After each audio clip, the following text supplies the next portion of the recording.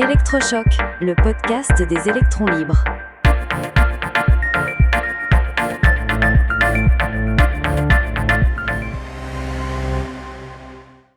PPE 3, qui paye la facture?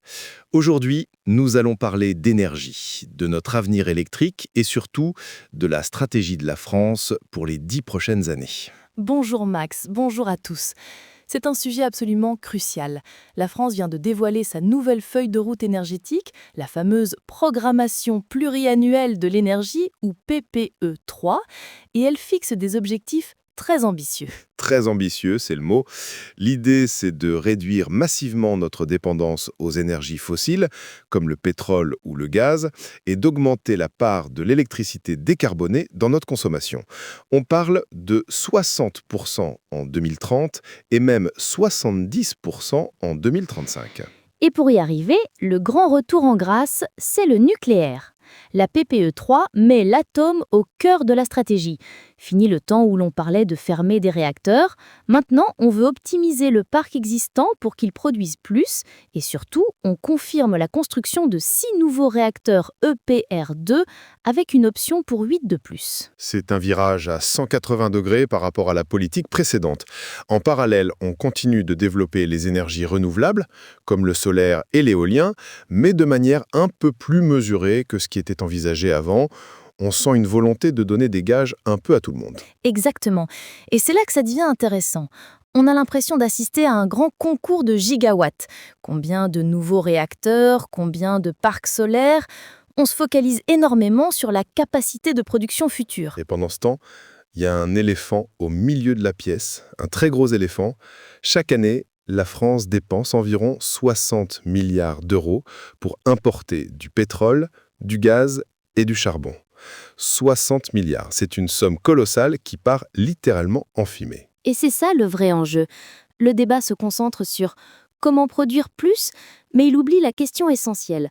Comment faire en sorte que les gens, les entreprises, utilisent cette électricité décarbonée à la place des énergies fossiles? C'est le cœur du problème. On a tendance à croire qu'il suffit de planifier l'offre, de construire des centrales pour que la demande suive comme par magie. Mais ça ne marche pas comme ça. Prenons un exemple simple. Si vous avez une chaudière à gaz qui fonctionne très bien chez vous, qu'est-ce qui va vous convaincre de passer à une pompe à chaleur électrique? Un beau discours sur les gigawatts de 2050? Ou une facture d'électricité qui est durablement et visiblement moins chère que votre facture de gaz? La réponse est évidente, et c'est pareil pour les industriels. Quand une grande entreprise décide d'implanter une usine ou de moderniser ses équipements, elle regarde une chose avant tout, le coût de l'énergie. Elle compare les prix entre les pays, pas les communiqués de presse. Or, le constat est un peu piquant. Aujourd'hui, en France, la demande d'électricité stagne. L'électrification de l'industrie avance très lentement. Pourquoi? Parce que le signal prix n'est pas assez clair. Tant que le mégawattheure électrique n'est pas structurellement plus attractif que le gaz, personne ne fera le grand saut. Et c'est là qu'on touche à un paradoxe immense. La France a un atout incroyable, un véritable trésor que beaucoup de pays nous envient. Notre mix électrique est déjà largement décarboné d'un monde entier. Absolument. On a un parc nucléaire qui est déjà largement payé, amorti depuis des décennies. On a des parcs éoliens et solaires qui, une fois construits, produisent de l'électricité à un coût marginal quasi nul. Et notre système est globalement exporteur. On a toutes les cartes en main. La question est donc, pourquoi ne joue-t-on pas mieux cette main? Le débat se focalise sur les investissements futurs, les nouveaux EPR, les nouvelles fermes solaires, et on oublie de tirer le meilleur parti de ce qu'on a déjà. C'est vrai que la manière dont on calcule le coût de notre nucléaire existant est complexe. Il intègre des investissements futurs très lourds pour la maintenance et la prolongation, ce qui est normal pour la sûreté, mais au final, un parc déjà amorti peut apparaître artificiellement coûteux sur le papier. Attention, la sûreté n'est absolument pas négociable, soyons clairs là-dessus. Mais la façon de traduire cet atout économique en un prix attractif, ça c'est un choix politique. Et aujourd'hui, ce choix ne nous aide pas. Notre parc existant devrait être une arme commerciale pour attirer les industries et convaincre les ménages. C'est l'idée d'un cercle vertueux.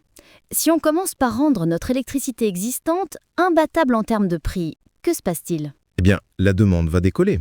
Les industriels auront tout intérêt à venir s'installer en France et à électrifier leurs usines. Les particuliers changeront leur chauffage et passeront à la voiture électrique plus facilement. L'électrification deviendra une réalité économique, pas juste un objectif sur un PowerPoint. Et c'est à ce moment-là, quand la demande augmente vraiment, que les nouveaux investissements comme les EPR2 prennent tout leur sens. On construit pour répondre à un besoin concret, pas dans l'espoir que les clients viendront un jour. C'est tout le contraire du cercle vicieux, qui consisterait à lancer des chantiers pharaoniques tout de suite. Ça alourdirait les coûts, rendrait l'électricité plus chère, ferait fuir les industriels, et la demande stagnerait. On se retrouverait avec des centrales neuves qui tournent au ralenti.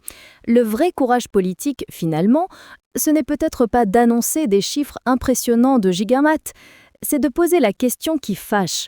Comment on fait concrètement pour que l'électricité française soit si attractive que toute l'économie bascule ? Ça implique de revoir la régulation, les tarifs, et d'assumer que notre parc actuel est un avantage compétitif à exploiter maintenant. Il faut séquencer les nouveaux investissements en fonction de l'évolution de la demande réelle, pas d'un calendrier politique.